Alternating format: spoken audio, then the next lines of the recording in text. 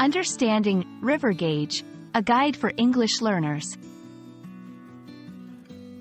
Hello, everyone. Today, we're going to explore a very interesting phrase, river gauge.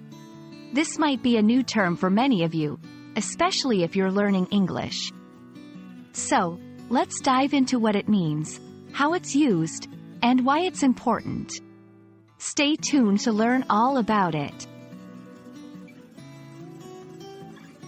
River gauge is a term that refers to a tool or a system used to measure various aspects of a river.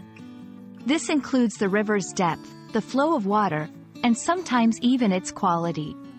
It's a critical tool in understanding and managing rivers, especially in areas prone to flooding or in managing water resources. Most river gauges consist of two main parts: a measuring device and a recording system. The measuring device is usually placed in the river and can be a simple ruler-like scale or a more complex electronic sensor. The recording system, often located nearby, records the data collected by the measuring device.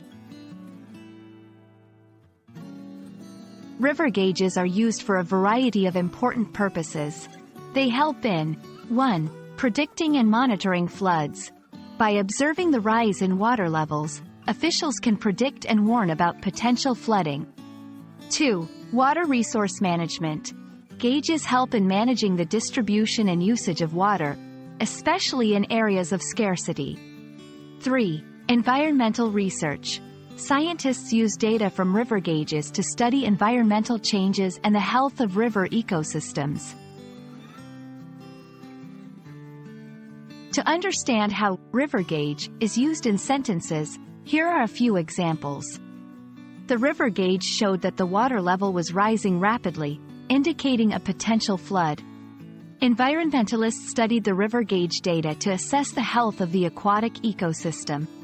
Notice how the term is typically used in discussions related to environmental management, weather forecasting, and scientific research. I hope this video has been informative and helped you understand what a river gauge is and why it's significant.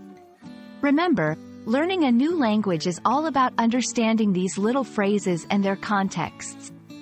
Thanks for watching, and see you in our next lesson.